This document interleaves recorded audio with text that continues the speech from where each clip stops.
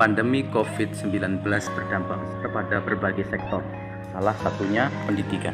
Dunia pendidikan juga ikut merasakan dampaknya. Pendidik harus memastikan kegiatan belajar mengajar tetap berjalan, meskipun peserta didik berada di rumah. Solusinya, pendidik dituntut mendesain media pembelajaran sebagai inovasi dengan memanfaatkan media daring atau online. Ini sesuai dengan Menteri Pendidikan dan Kebudayaan Republik Indonesia terkait Surat Edaran Nomor 4 Tahun 2020 tentang pelaksanaan kebijakan pendidikan dalam masa darurat penyebaran coronavirus disease atau COVID-19. Sistem pembelajaran dilaksanakan melalui perangkat personal komputer atau PC atau laptop yang terhubung dengan koneksi jaringan internet. Pendidik dapat melakukan pembelajaran bersama di waktu yang sama menggunakan grup di media sosial seperti WhatsApp, Telegram, Instagram, aplikasi Zoom, ataupun media lainnya sebagai media pembelajaran. Dengan demikian, pendidik dapat memastikan peserta didik mengikuti pembelajaran dalam waktu bersamaan, meskipun di tempat yang berbeda. Pendidik pun dapat memberi tugas terukur sesuai dengan tujuan materi yang disampaikan kepada peserta didik. Kondisi pandemi COVID-19 ini mengakibatkan perubahan yang luar biasa, termasuk bidang pendidikan. Seolah seluruh jenjang pendidikan dipaksa bertransformasi untuk beradaptasi secara tiba-tiba drastis untuk melakukan pembelajaran dari rumah melalui media daring atau online. Ini tentu bukanlah hal yang mudah, karena belum sepenuhnya siap.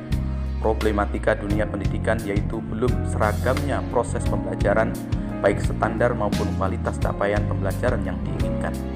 Berbagai aplikasi media pembelajaran pun sudah tersedia, baik pemerintah maupun swasta. Pemerintah mengeluarkan Surat Edaran Menteri Pendidikan dan Kebudayaan Nomor 9/2018 tentang pemanfaatan rumah belajar. Pihak swasta pun menyuguhkan bimbingan belajar online seperti Ruang Guru, Zenius, Kelasku, Kahoot, dan lainnya.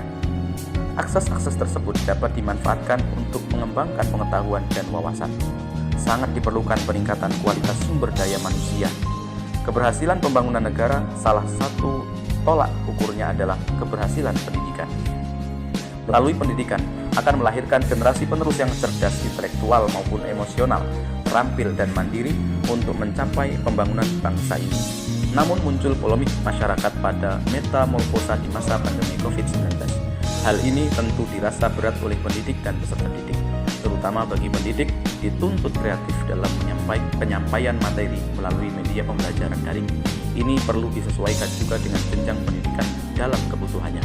Dampaknya akan menimbulkan tekanan fisik maupun psikis. Pola pikir yang positif dapat membantu menerapkan media pembelajaran daring sehingga menghasilkan capaian pembelajaran yang tetap berkualitas. Belajar di rumah dengan menggunakan media daring mengharapkan orang tua sebagai role model dan pendampingan belajar anak dihadapi perubahan sikap. Masa pandemi COVID-19 ini bisa dikatakan sebagai sebuah peluang dalam dunia pendidikan, baik pemanfaatan teknologi seiring dengan industri 4.0 maupun orang tua sebagai mentor. Harapan pasca pandemi COVID-19 kita menjadi terbiasa dengan sistem saat ini sebagai budaya pembelajaran dalam pendidikan. Guru atau dosen bukan satu-satunya tonggak penentu. Ini tantangan berat bagi guru, dosen maupun orang tua. Tak sedikit orang tua pun mengeluhkan media pembelajaran jarak jauh melalui daring atau internet. Terlebih bagi orang tua yang work from home, harus tetap mendampingi anak-anaknya, khususnya anaknya yang masih usia dini. Ini mengingat belum meratanya diperkenalkan teknologi dalam pemanfaatan media belajar, seperti laptop, gadget, dan lainnya. Terutama anak usia dini hingga sekolah menengah, belum merata ketersediaan fasilitas teknologi sebagai media belajar mengajar di sekolah. Meskipun sebagian besar sudah mengenal digital, sisi operasionalnya belum diterapkan optimal dalam media pembelajaran. Bagi guru sekolah PAUD atau TK, dituntut sesuatu yang menyenangkan dengan kreativitasnya. Fasilitas video, voice note, dan YouTube dapat dijadikan media pembelajaran, namun perlu pendampingan penuh dari orang tua. Anak sekolah dasar juga menggunakan media-media tersebut yang ditambah dengan penggunaan aplikasi Zoom. Bukanlah hal yang mudah karena anak belum bisa mengoperasikannya secara mandiri. Jenjang sekolah menengah dan pendidikan tinggi Ini membutuhkan inovasi dari pendidik agar peserta didik tidak jenuh tanpa menghilangkan poin capaian pembelajaran. Kementerian Pendidikan dan Kebudayaan menginisiasi program belajar dari rumah yang ditayangkan di TVRI. Program belajar dari rumah melalui tayang di TVRI sejak 13 April 2020 dimulai pukul 08.00.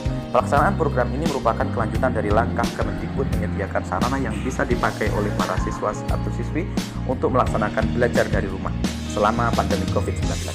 Program ini ditujukan kepada para siswa atau siswi jenjang TK atau PAUD, sekolah dasar, sekolah menengah pertama, dan sekolah menengah atas. Program belajar dari rumah di TVRI itu sebagai bentuk upaya Kemendikbud membantu terselenggaranya pendidikan bagi semua kalangan di masa darurat COVID-19. Khususnya membantu masyarakat yang memiliki keterbatasan pada akses internet secara ekonomi maupun letak geografis.